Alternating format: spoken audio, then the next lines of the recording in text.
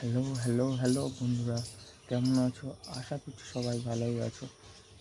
আমি বেকার ছেলে, আমি চলে এসেছি আবার একটা নতুন ভিডিও নিয়ে আপনাদের ভেতরে, আপনাদের সাথে।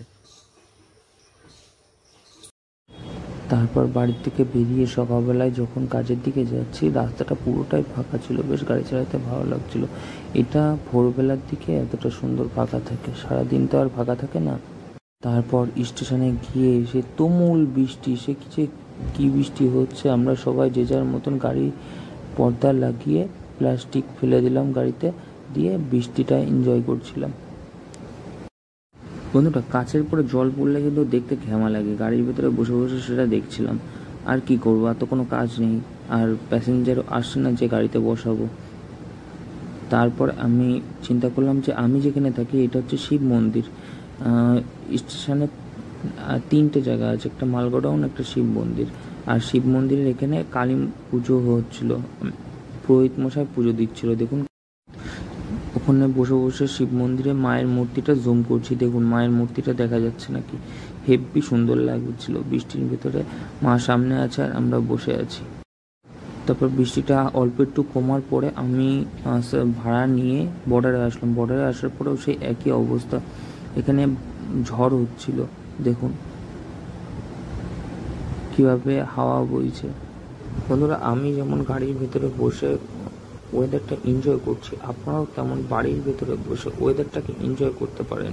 আর ভিডিও দেখতে দেখতে ভিডিওটাকে লাইক করবেন, শেয়ার করবেন অ্যান্ড কমেন্ট করবেন। আর কমেন্টে অবশ্যই করে বলবেন যে ভিডিওটা আপনাদের কোন জায়গাটায় ভালো লেগেছে আর কোন জায়গাটায় খারাপ লেগেছে।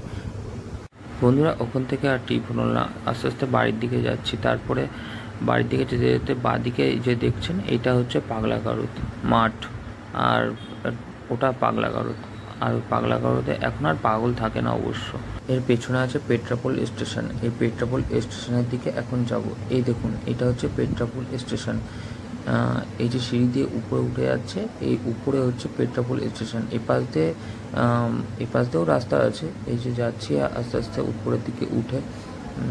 উপরে হচ্ছে পেট্রাপোল স্টেশন, আর এটি হচ্ছে বনগাঁ শেষ স্টেশন।